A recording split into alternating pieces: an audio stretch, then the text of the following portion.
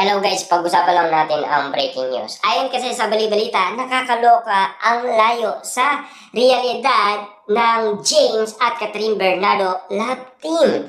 Walang chemistry, walang kabuhay-buhay. Lalong-lalo na konti lang ang kinikilig umano kina Catherine Bernardo at James Reid. Na alam niyo naman siguro, ang gustong makita ng karamihan yung kilig na inahanap nila. Pero take note lahat ng mga netizens nabudol na sa Katniss. Bakit? Siyempre, sumuko si Tisoy sa paliligaw umano kay Catherine Bernardo.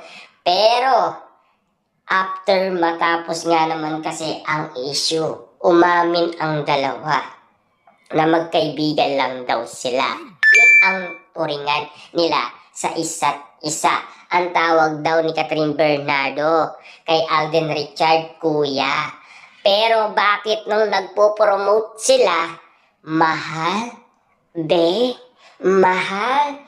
Diba? Grabe yun. Pero bakit hindi niya tinatawag na kuya? Dahil ba nagpo-promote sila na ngayon?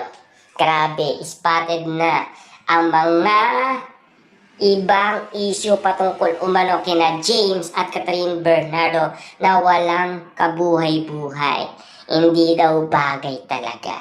Lalong-lalo na kasi sa ganitong sitwasyon, parang pinalalakas lang ulit si James Reid. Ayon kasi sa bali-balita kasi matagal din nawala si James. Kaya pinatner umano kay Catherine Bernardo. Sinusubukan ang dalawa kung magkiklik. Kaso malakas si Catherine Bernardo kay Alden Richard.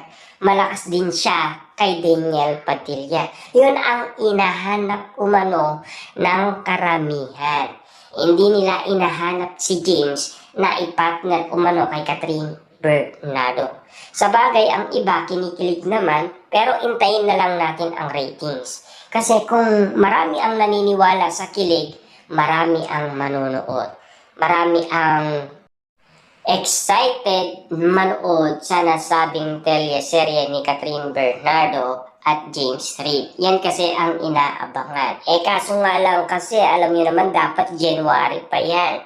Nang dahil sa pagiging late ni Catherine Bernardo, pinaghihintay niya kasi ang mga staff. Kaya nga naman tila naging July ang nasabing teleserye ni Catherine Bernardo. Grabe nga naman kasi ang naging issue ni Catherine Bernardo. Yan kasi ang mga napapag-usapan sa social media. Na alam niyo naman siguro, in love na in love si Catherine Bernardo.